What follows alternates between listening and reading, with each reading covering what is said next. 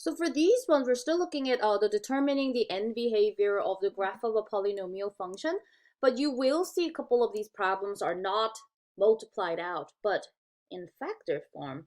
So if you run into problems like these, we can still do it the same way. We just have to kind of work around it. We don't have to multiply it out, don't worry. Look at the leading term for me, but we can't really see the leading term. I just want to know if this is a positive or a negative term. So let me look at all of these, okay? So this first one is negative, right? This first one is negative x, negative 3x. So that's a negative term. Now look at this second one, okay? This x is positive, right? That x is positive. So this is going to be a positive. And this last one over here, okay? This one is positive, right? So that one is a positive. So if you multiply these out, what is going to be the sign of the leading term? That's going to be negative 3, right? It's going to be negative 3. So we can tell that the leading coefficient must be negative. Leading coefficient is negative, which means this function is going down to the right.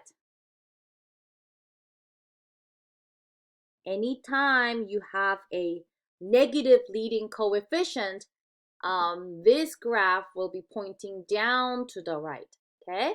Now let's look at the degree, okay? To get the degree in this format, you will have to add up the multiplicities, okay? All right, let's see. What is the exponent of this first x? Well, that's 1, right? The second one, it already has a multiplicity written. That's 2.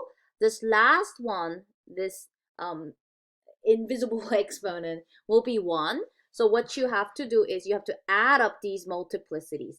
1 plus 2 plus 1. That is going to be the degree of this function.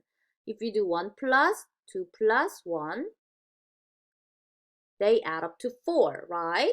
So look, we just got the degree to be 4. Degree is even, right? Because 4 is an even number, okay? Which implies that the end behaviors will be the same. End behaviors are the same. That is what an even degree means, okay? So the end behaviors are the same. So if the right end is pointing down, what can you say about the left end behavior? It must also be going down to the left, okay? Because they have to be the same. Okay, they have to be the same. So that is how you can do a problem like this. Let me do one more, okay? So over here, let's see what the leading coefficient is going to be. Where is x? Where there's x right there, that's positive x, right? Where is x? Where there's x right here, that's positive x. And I also see this 3, that's also a positive 3. So all of these are positive. So I'm not going to randomly get a negative leading coefficient when I multiply these out, right? This, well, just because this 3 is positive here, that there's no negative there, we can say that the leading coefficient is positive. Leading coefficient is positive. Which implies, what does it imply? This graph goes up to the right. Up to the right. Okay. Well, thank you. Now let's figure out the degree. Yes, Noah? Can you drink it a little bit? I will. Can you wait a little bit? All right. So let's figure out the degree. Okay. So what is the multiplicity of this? Well, that's 2. The multiplicity of this one is 3. So if you add up these multiplicities, and notice that this 3 doesn't have an x, that's why I'm not adding 1 here. I'm just counting the multiplicity of my x's, okay? So 2 plus 3 will give me Where's the cola? I'm drinking it. Okay, wait, Noah.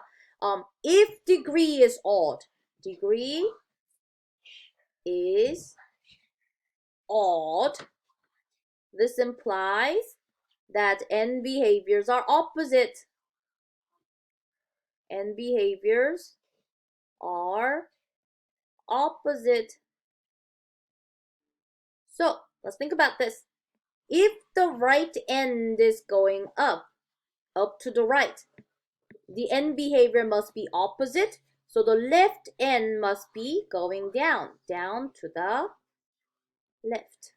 Okay, so there are really just 4 types of n behavior combinations, but they all based on the leading coefficient, and this is why it's called the leading coefficient test. Okay, so this was a topic on determining the n behavior of the graph of a polynomial function.